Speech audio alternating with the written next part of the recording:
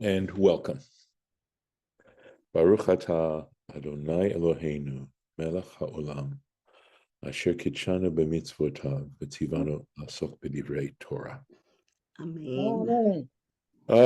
This section that we're about to deal with in Lech Lecha, in the passages that deal with Abraham, is a little bit unusual. We won't feel it so much because we're diving deep into it. But if you were to just read it, if you were just reading Lech Lecha in the English, for example, and then you started to read this passage, you'd have a sense that it's not quite in the narrative style of all the other little parts of Lech Lecha and Abraham's story. And I think Nachum Sarna, I may be wrong, okay, Nachum Sarna suggests that this is somewhat more historical than the other parts of the narrative. That's just, at least in trying and attempting to get a sense of the uniqueness of the style of these particular passages. So it's interesting that this is part of the story. So we will I'll go right into the screen share right now, and we'll take a look at it. So we actually did a little bit last year, but I'm going to go back to the beginning of this chapter. This is where it starts. Vayhi, and it was Bimei Amraphel, during the days of Amraphel, Melech, we're going to go, Shinar, the king of Shinar, Arioch Melech Elasar, Arioch king of Elasar, Kedar LaOmer Melech Elam, Kedar LaOmer king of Elam, V'Tid'al Melech Goyim, and Tid'al the king of Goyim. And we'll take a look at if there's a Rashi on this, and I think there is. There we go. Let's see, there's the Rashi right there. Okay.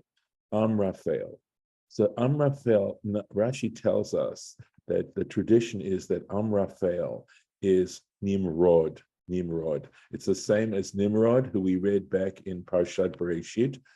We talked about he was the one who was mighty before the Lord, and that is understood in the tradition as meaning rebelling against God, mighty in a negative sense. Here we go. She'amar, he said, Avraham, he said to Abraham, and this is part of some of the midrashic tradition behind the story of Abraham, because we pick up his story essentially when he turned 75. And the question is so what happened before then? So he said, Ul letoch kivshan ha'esh. He said, cast yourself into the fiery furnace. Amar pul, Amraphel. You see the play on words. And of course, we do have a story about a fiery furnace much later on during the first exile, where we talk about the Shadrach, Meshach, and Abednego being thrown into the fiery furnace. Again, the fiery furnace can be also a metaphor, but there is this sense of how I would say outrageous Abraham's belief in a single God, in a universal, transcendent God, might have been in those times, and just the whole notion of, what that might have felt like and been like, and especially coming against someone like Nimrod, who would have considered himself a god.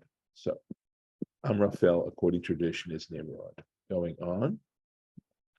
Melech Goyim. So we had Melech Goyim. And we know that the word Goyim means nations, but Rashi tells us Makom Yesh Shemo Goyim.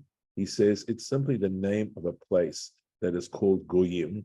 Al Shem Shenikbetsu Shama Mikama Umot. So he says because various peoples gathered there in this place Goyim. So Goyim, peoples. So it was not. Not a homogeneous group of people, but people from various peoples that came. Umakomot, and different places, peoples and places. Vehimlichu ish alehem, and they decided to crown an individual, a man over them, Ushmor Tidal. His name was Tidal. And we're told that we find this in Bereshit Rabbah. So this is actually part of the next verse. So we'll just remind me to catch it in there, even though it isn't marked that way. So, Asu Milchama, they waged war at Bera Melech Sodom against Bera, the king of Sodom, at Birsha Melech Amorah, and against Birsha, the king of Gomorrah. Shinav Melech Adma, Shinav king of Adma, the Shem Aver Melech Tzvoyim, and Shem Aver king of Tzvoyim. This is a Tiv-Kri situation where it looks like Tzviyim, right, the way it's spelled, but we're being told here in this Masoretic note that that's to be pronounced as Tzvoyim. Umelech Bela, and King Bela, he Tzoar. Okay, so the king of Bela, I would think, which is also Tzoar, that's also known as Tzoar. Later on, it got that name. But so there are 4 kings against 5 kings. Let's take a look at these names. And these names are significant. By the way, there's a statement in Hebrew, Kishmo Kainhu, as is his name, so he is. And there's also a Latin phrase, nomen omen, that one's name is an omen regarding your life, the significance of names. So why is it Amorah in Hebrew and then there's a G when we pronounce it in English? Right. So it could be, Lauren, that the way an ayin is pronounced is down in the throat, like Omorah. Sometimes when you hear a person from Yemen, they pronounce the Hebrew really beautifully and fully, and it could be that it has that sound to it, as to why it's spelt that way in English, and it's pronounced Gomorrah because it sounds so much like that guttural Amorah. I can't do it. I'm not Yemenite, so but that could be the reason. So, and of course they both come from the same basic place in one's throat. So it's a guttural sound, and a gut and a basically from the same part of your mouth. Bara, so this king Beras, a king of Sodom, Ra Lashamayim, he was wicked against heaven, the Ra Labriot, and he was wicked with regards to humanity. Birsha, right? So Birsha, and of course we see the word Rasha here, right? Shenit Allah Rasha. And at least the way I'm trying to work with the translation here, Nit Allah means he rose, right? He rose through wickedness, or he rose in wickedness. So something to that effect, right? And then there's Shin Av. So the Shin can sometimes be pronounced as a sin, and it's Soneh Aviv Sheba Shamayim, who hated his father in heaven. Shem Aver, so some Aver Lauf, he set his limbs to fly, Velikpots, and to jump is literally what that means, to leap, Velimrod Bakadosh Baruch Hu, and to rebel against the Holy One, blessed be He. So the names of these kings are all, have some kind of connotation of rebelling against God. Bela, Shem Ha'ir. So he says, Bela, Melech Bela means king of Bela. That's the name of the city. So here we go. Kol Eila Chavru El Emek Hasidim. All of these gathered into the valley of Sidim. A Sid is a plaster. But you'll see, even though that's the way that's Sid, and I believe it is with a sin, nevertheless, you'll see that Rashi does not understand Sidim in that way, in just the opposite, actually. Hu Yam HaMelech, which is the sea of salt. In other words, what we call the Dead Sea. So again, very important. Rashi's very helpful here. So he says, Emek HaSidim, the valley of the Sidim. Kach Shmo, the reason it was called the valley of Sidim, al Shem Shayubu Sadot Harbe.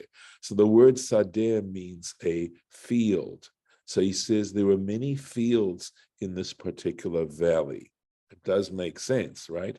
Umidrashe Agada Yesh Harbe. And Rashi says there are actually a lot of midrashim on this particular term, on what it stood for. Hu Yam HaMelach.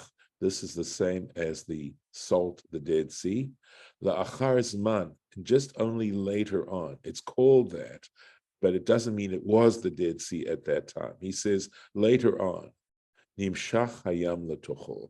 The sea was drawn into this valley, V'ne'eseh Yam HaMelech, and it became the Salt Sea. Umidrash Agada, and according to some midrashic information, Omer, it's telling us, this Midrash Agada tells us, Shenit Baku Hatsurim, that the rocks split, Svivotav, around this valley, Benimshachu Yeorim Lo Tochol, and rivers were drawn into this place. And of course, the thing about the Dead Sea is that there is nothing that leaves the Dead Sea. That just any water that comes in there stays in there. And of course, it's in a place that's quite hot. And so the water evaporates. And consequently, that's why the Dead Sea is the way it is and has as much salt and chemicals in it as it has. So, Shtemes Shana, 12 years. Avdu et Kedar LaOmer. They served Kedar LaOmer. And I think we have to say, we're talking about the 5 later kings that we mentioned, that they were vassals to Kedar LaOmer. Ushloshes Shana Maradu, and it says, and 13 years they rebelled. It would be, well, let's see how Rashi understands this, because we're looking now at a total of 25 years, right? If we take it just the way it's written. So let's see. Shtei Misrei Shana Avdu, so they served Kedar LaOmer for 12 years. Chamisha Melachim Halalu, these 5 kings at Kedar LaOmer, to Kedar LaOmer.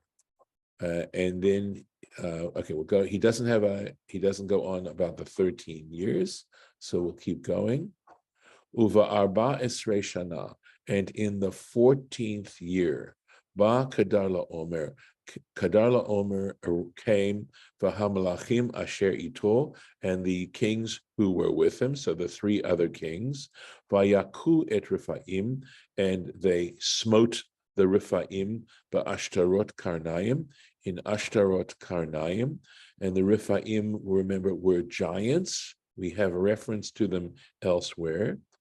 Et hazuzim bahem, et hazuzim baham, and the zuzim also, I believe, were giant people. They were mentioned in Deuteronomy, in Ham. Ve'et ha'emim, and the emim b'shavei kiryatayim, in shavei kiryatayim. So when they went on this campaign, at the rebellion of these 5 kings, they took in a lot of territory while they were at it. Okay, and I believe from a literary point of view, we're to derive that because they were fighting these very powerful people that were just mentioned, they really were very, very. It was a very powerful force. So let's see. Uva Arba Asrei Shana, and in the 14th year, Lemaradam, of their rebellion. So the way Rashi appears to be understanding is they served for 12 years, they refused to serve for 13 years, and in the 14th year, when they were still rebelling against Kedar LaOmer, Ba Kedar LaOmer came. Why? Lefi shehu haya. I think I'm looking to see Baal Hamaseh. Sorry, right. Sorry, the English was hiding a little bit of the Hebrew. And the reason is that he was the primary party. He was mainly involved with these 5 other kings. Nichnas ba'ovi hakora. Again, he's using a figure of speech. It means he went into the thickness of the beam, is what that literally would mean. Okay, but it means, he was the principal actor in this particular campaign. V'hamlachim. Okay, and the kings, Ele Shlosham Lachim, the other 3 kings. Hazuzim. So he says the Zuzim are Hazamzumim. They're also known as Zamzumim. And again, I'm pretty certain that there's a reference in Deuteronomy about these people where they're referred to as Zamzumim. Next verse. Ve'et hachori b'hararam Seir, and the Horites in their mountain of Seir, ad El Paran, up until El Paran. They got to El Paran, Asher al Hamidbar, which is near the desert, near the wilderness. Rashi, b'hararam Bahar Shalahem. He says he's just explaining the figure, the way this is in the Hebrew, that the way you'd say their mountain where they were living is, so Bahar Shalahem would be spelling it out, but if you're using pronominal suffixes here, you'd say Bahar Ra Ram. You'd double the resh, the rest sound of har. El Paran. Ketargumo, he says we follow the Onkelos Aramaic translation here. He says just as it's translated, mishor, which would mean a plain. The Omer Ani, however, I say, this is again Rashi giving his humble opinion. She'ein el lashon mishor. He disagrees. He says the term el doesn't really mean a plain. Ela mishor shel paran, but the plain of Paran, el shemor. Aha. So what he's saying is that the word el doesn't mean plain, that we know that Paran is a plain, okay, that in Paran there is a plain that is called el. That's what Rashi is saying. V'chol mem v'shel mamre, because it talks about elone mamre, okay. So Vishel Mamre, and in the place of Mamre, where Mamre is, Elone Shmor, that plain is called Elone. Vishel Yarden Kikar, and as far as the plain of the Jordan, it's termed Kikar. In other words, this may refer to a plain, but nevertheless, there's a special term that's used when it comes to these particular places that basically mean shmo, kikar shmo, veshel shitim. So he's saying there's just all these places that have 2 names associated, and the plain that is in the place called shitim, Avel. It's called Avel, shmo. So the plain of shitim is referred to as Avel shitim. It has this unique name. So just, mine says Avel. Okay, that's a pausal form, Lauren. So okay. Well, I thought it was a name. Yeah. Well, it's the name given to the plain. So you use pausal forms for proper nouns as well? No. Well, yeah, you would if it comes in the right place. Okay. But it could, and excuse me, it may not be a pausal form. It may be a smichut form. Okay. Because it does say Avel. You're right. It says Avel Hashitim. So maybe that's why. Okay. Right. Actually, that would not be. Let's see. Yeah, like Beit HaSefer, right? Pausal form of Bayit. V'chein Baal Gad. right? So there's a place called Baal God. So Rashi's telling us that these places that have two names associated with it, and the one is a reference to I suppose you might say the geographic disposition of it. Baal Shemor. That's what it's called. You call it Baal. The plane of God, I guess is again the plane, is called Baal. V'chulam meturgamin mishor. And Onkelos translates every single one of them as mishor, meaning a plane. V'chol echad shmo alav. But Rashi's saying to us, but even though they may be planes, is what he's saying, right? They nevertheless have their unique term for that plane. Al Hamidbar, literally, of course, upon the wilderness, really means Eitzel Hamidbar. So Rashi's doing an amazing job here of working with the Hebrew for us and trying to get out the meaning of the Hebrew and help us understand the meaning of the Hebrew. So he says there are other examples. So in other words, when we said, let's find the place. El Paran, which says Asher al Hamidbar, which is located, he says, next to the wilderness, is what we have to understand this as. Right, and he gives examples. Kamor, he gives another example, and this is in the book of Numbers, chapter 2, for Alav Mate Menashe. So we were talking about the way in which the tribes were configured around the tabernacle, and we're saying next to the tribe of Menashe was another tribe that's mentioned at that point. Vayashuvu, David. So what's the significance then of, maybe I missed it, of the two names? I mean, are we going to get there?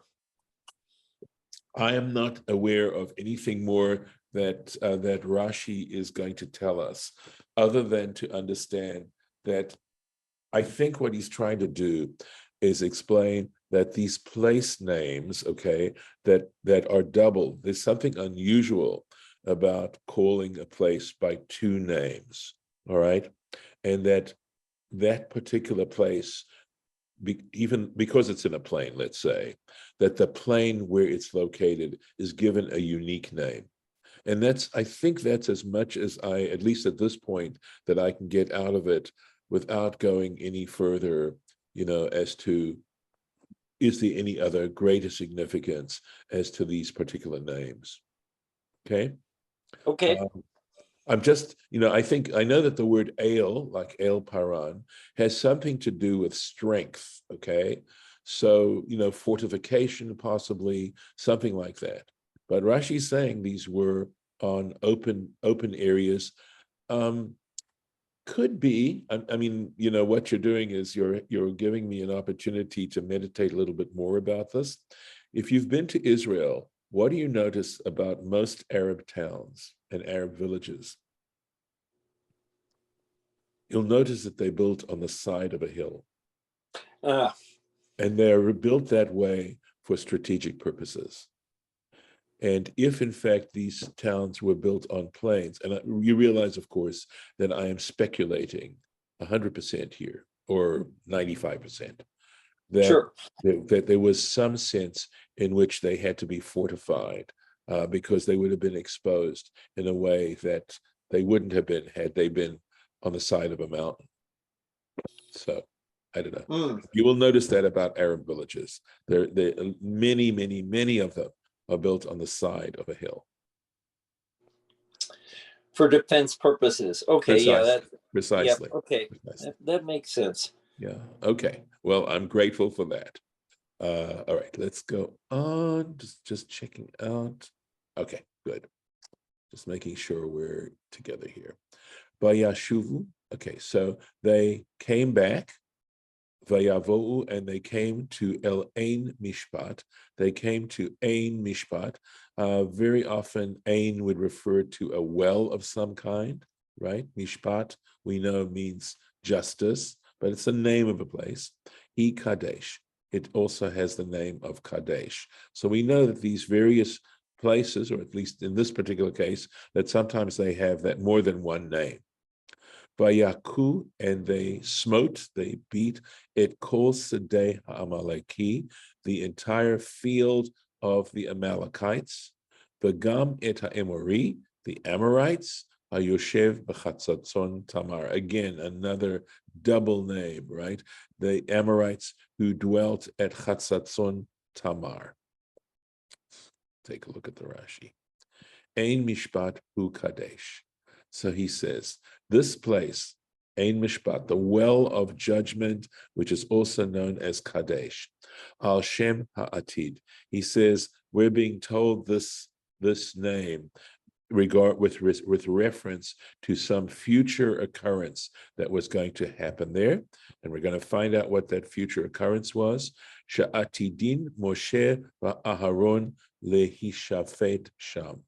So they would, because Moses and Aaron would be judged there, al iskei oto ha'ayin, regarding the matters of that well. And we know the famous story of Moses striking the rock, and at that point being told he would no longer be able to lead the Israelites into the promised land. So, vehem mei meriva, and this is also the waters of contention. The waters of Meriva, another name for this place. But Onkelos Targamo Kipshuto, and Onkelos translates it according to its simple meaning. Makom Shahayu Bnei HaMedina. It was the place where the people of that province, Mitkatzim Sham L'chol Mishpat, they would gather there as a place of judgment. So let's take a look at, we can find the place there. It's in verse 7. Yeah.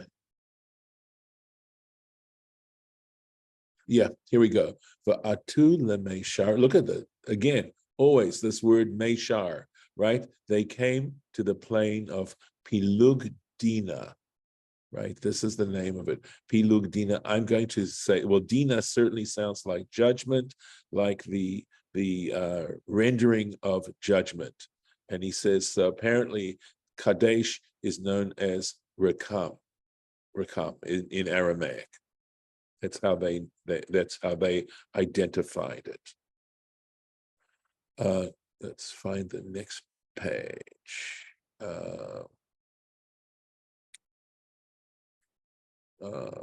Sorry. Stay ha'amaleki, right? The field of the Amalekites. Adain lo nolad Amalek. But Amalek wasn't even born then, right? Amalek is a descendant of Esau. We are looking at quite a few generations, like four generations after Abraham.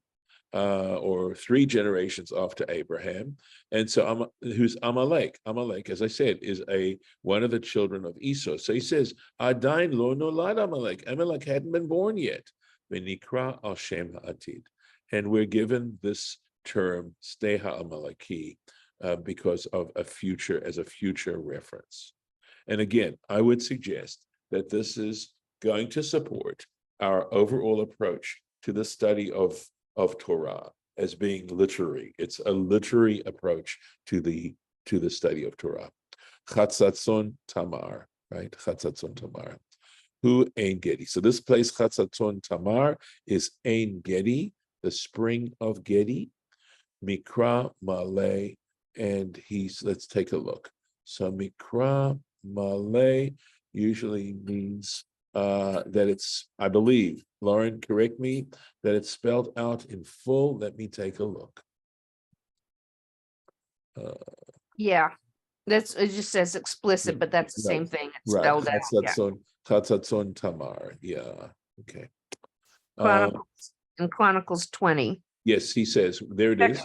Second Chronicles, Divrei Hayamim Bet, the second book of Chronicles, chapter 20, Beyehoshaphat, when it something to do with King Yehoshaphat, that it's described there, it's discussed there. It's again quite a bit later on, but I think he's simply giving us, the fact that why he identified it as Ein Gedi. So I believe when he says Mikra Malay, I'm going to guess that what Rashi is saying is that's explicitly stated in the second book of Chronicles, chapter 20, when it's talking about Jehoshaphat. It tells you that Chatzatzon Tamar is Ein Gedi. It's a guess on my part, hopefully an educated guess. When he says Mikra Malay, he's saying it's a verse explicitly stated. So yeah, go ahead. I'm just saying it's after time. Oh, so sorry. Thank you. If All we right. have everybody here whose name is here, we have a minion. Wonderful. Okay, let me see. Okay, I want to just mark the place. Yeah, So, verse 8. yes, let's put that there. And then, yes, that would be lovely. So we're actually at a very nice place.